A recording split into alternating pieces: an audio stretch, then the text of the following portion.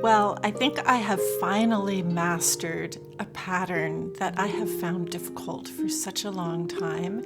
And in this short mini lesson, I'm going to show you exactly what I did.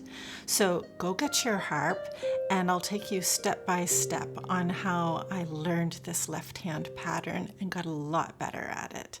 If you've got your harp ready, you do need to have it tuned and set to E flat major. So you'll need your B flat, E flat, and A flats tuned and all of your levers down because we're going to be doing this pattern in the key of E flat major. So the pattern that I'm talking about sounds like this. It's a beautiful pattern, especially if you have a larger harp, because it uses a lot of real estate. But typically, for me, I was finding that my hand was getting cramped and I felt like I was falling off the strings. So if I ran into the pattern in a piece of music, I would often cheat and let the right hand come down and help, which 9 times out of 10 worked out okay, especially if the right hand wasn't doing anything. But I thought, okay, Anne, it's time to learn this pattern. So here's what I did. I broke it down into 5 steps. And the first step was to simply take things very, very slow in the left hand and make sure that my hand was balanced and relaxed as I went through the pattern. So here we go. We start off just with a simple 1-5-8 in your E flat position. So I've got E flat, B flat, and E flat here in my hand. So that feels great. And when I'm balanced, I should feel like I can give those 3 strings a gentle squeeze, and the finger 4, the 2, and the 1 all feel equally balanced. So that's fine. I close my finger 4 right into the palm of the hand. Close finger 2 right into the palm of the hand. Now at this point, finger 4 needs to cross under to the F, and I need to place it nice and low. Do you see there's the tip of my finger 4 right there? 2 and 3 are in the palm. Now here's where I want to stop and make sure I'm nicely balanced and relaxed. My thumb can push a little bit. Finger 4 can pull the string a little bit. The strings just spread apart gently. Nicely balanced. Relax. Now the thumb will close. Now I'm going to move my finger 3 up a step to G. So right now I've got F and G placed. Finger 4 plays the F. Now finger 2 is going to skip a string and land on B. Thumb comes up to the E. And there's my pattern. Now, if I'm counting numbers, here's the number sequence of the pattern. So it was 1, 5, 8, come under to a 9, step to a 10, skip to a 12, and then skip 2 strings to a 15. Now that's too many numbers to remember, I know. So I fondly call this pattern the Ailie pattern because Ailie Robertson, who is a beautiful composer, uses this pattern an awful lot in her compositions and arrangements. And if you haven't discovered her music yet, I would highly recommend that you go check out ailierobertson.com. Beautiful, beautiful pieces to play, and it will make great use of this pattern that you're working on. So let's try this again, nice and slow, 2 beats on every note. Ready, play. 1, 2, 1, 2, cross under, 1, 2, step to G, 1, 2, skip to B, 1, 2, thumb on E. Now you could repeat that several times, but let's move to quarter notes. Ready, play. 1, 2, 3, 4, 1. And again, you could repeat this several times, but I would move to 8th notes when you're ready. Ready, play. 1 and 2 and 3 and 4. Okay, and that would be the first sequence, is to practice slowly, half notes, quarter notes, and then 8th notes. Step number 2 is to take that eighth note version, once you've got the speed and the flow happening, and try some rhythm variations. So a great one is long, short, long, short, long, short, long, like this. Long, short, long, short, long, short, long. Do it again. And do it again. I would do 5 of them and again. And one more for luck. Ready, begin. Okay, is that starting to come along? Now, step number 3 will be to take that pattern and move it into different chord positions, because you might find that your E flat chord is getting really good, but visually it might surprise you when you try a different chord. So let's move from the E flat, or the 1 chord, and go up to a 4 chord. Now that just means I'm counting 1, 2, 3, 4 from my key of E flat.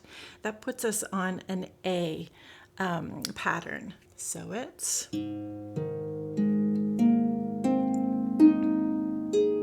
got it. Now let's move to a 5 chord, which is B.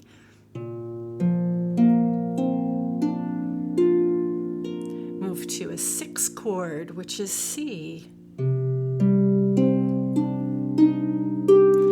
We'll go back to the 4 chord, which is A. Down to a 2 chord, which is F. Up to the 5 chord, which is B.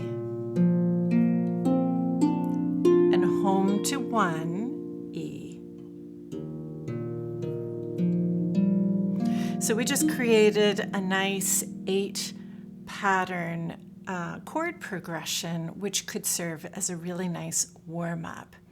3 and 4 and. 4 chord is an A. 5 chord is B. 6 chord is C. Your 4 chord is A. Your 2 chord is F. The 5 chord is B.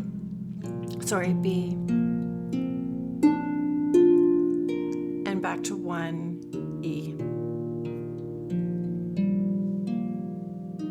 Now the final step is to add a pattern in the right hand along with your chord progression. Now this is pretty advanced, so you might just need to either listen and watch or play along with just the left hand for the moment. But my right hand is going to be playing an E flat major scale, going up and down. It will be 2 octaves plus 1 note. So I'm going from E flat up to the F. And the reason that I'm adding 1 note at the top is so I can use 4, 3, 2, 1, 4, 3, 2, 1, 4, 3, 2, 1 all the way. Okay. My left hand will be doing that same chord progression that we just practiced in 8th notes. My right hand will be playing the scale in quarter notes. So this is kind of magical and neat how it works, but also tricky. So it will be something that you'll need to practice, I imagine. So it sounds like this. 4 chord, 5 chord, 6 chord, 4 chord, 2 chord, and then a special ending.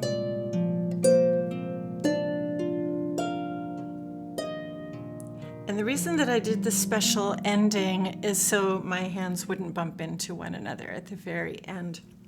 The special ending went D, C, D, F, E. You want to try that with me? It will be finger 2 on D. D, C, D, F, E. Let's do the whole pattern one more time. You try playing along with me, whether it's left hand or right hand, and if you've had a chance to practice and you're trying it together with me, that's amazing. So here we are, E flat in the left hand, E flat scale in the right hand. You're set on 4, 3, 2, 1 on E, F, G, A. 3 and 4 and.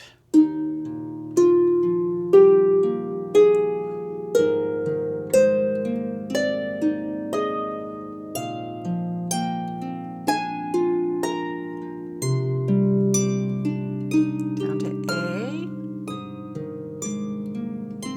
down to F, B, your special ending. So I challenge you to teach yourself how to play that more advanced warm-up. I find that really fun, and it's gotten me to a place where my left-hand pattern is much more automatic and comfortable. Now, the final step, the fifth step that I did to make sure the pattern was comfortable is I actually composed a new piece of music that on purpose made use of this pattern, the Ailie pattern. And so the piece that I composed is called Farewell. And it's called Farewell because I've hidden a piece of music that's very well known in Nova Scotia. It's called Farewell to Nova Scotia. It's a folk song.